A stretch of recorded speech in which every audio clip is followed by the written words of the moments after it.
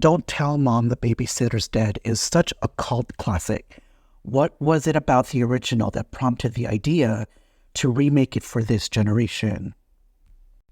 I was such a huge fan of the original, so there's introducing it to a new generation, but also like the fact that it's happening to a Black family.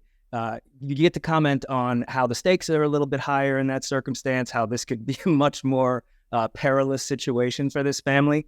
But also just it's something that the original movie was something that bonded my sister and I. We didn't really get along that well. So like just being able to show a Black family and Black weirdos, how they interact together and sort of how they learn about each other. And there's just all those elements together just really excited me. And then some of that stuff didn't even occur until I saw it on screen because of how Wade and the actors really like brought that stuff to life.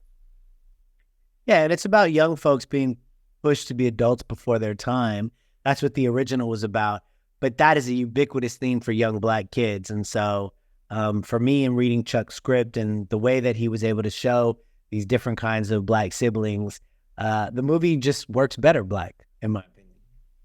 Besides the cameos, are there any other nods to the original film that you think fans will enjoy? Yeah, there's a bunch of quotes that are iconic from the original that I would have been, skewered if I didn't include. But I was happy to include them because they really kind of show the timelessness of the original, and people who are fans of the original, it gives them a little bit of a warm feeling, I think. And we shot in the original house too. Yeah, so we had cameos from some of the original cast too. So it was we really wanted to give it its flowers. As Tanya, Simone Jones is so great in this movie. What was the casting process like for the role? And what was it about her that landed her the role?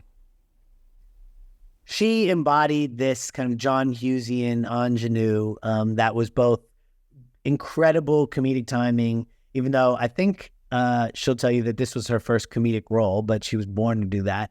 But then she also, Simone has a deep theater background. She went to Carnegie Mellon. She's an actor. She knows her craft. And so those other moments that we wanted to have in this movie that have heart, that have, reality and authenticity, she was able to do that with such effortlessness.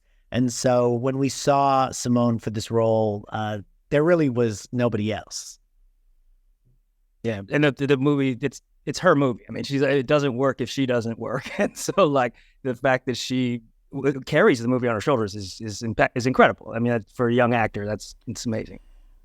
June Squibb as the babysitter was such a perfect choice, and I can't picture anyone else playing Mrs. Sturrock.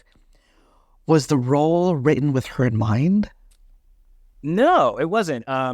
We were incredibly thrilled that we got her on there because she did it so perfectly, and we always say that because she's so likable as a person that even saying those horrible things, you still are kind of dig her. But yeah, no, the goal in the writing was write someone who audiences won't miss, basically, because we have to die. She has to die, so let's make her earn that death. I love Nicole Richie, and I had forgotten that she is an actress, and her character Rose was my favorite in the movie. Wade, what was it like working with her on set? Incredible. I mean, there's nobody like Nicole Richie, and I of course knew her from Simple Life. It wasn't a show that I watched deeply, but Nicole Richie is ubiquitous, right? She's everywhere. And so when I met with her, I wasn't exactly sure what to expect.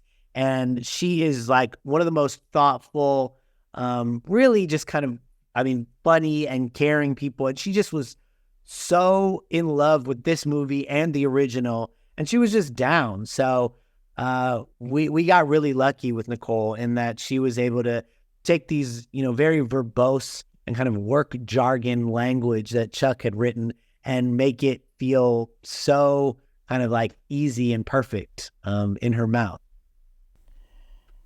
And finally, for those who didn't get a chance to check out Don't Tell Mom the Babysitter's Dead earlier this year during its theatrical run, Why do you think people should check out this movie on BET Plus and also when it hits major digital platforms on November 19th?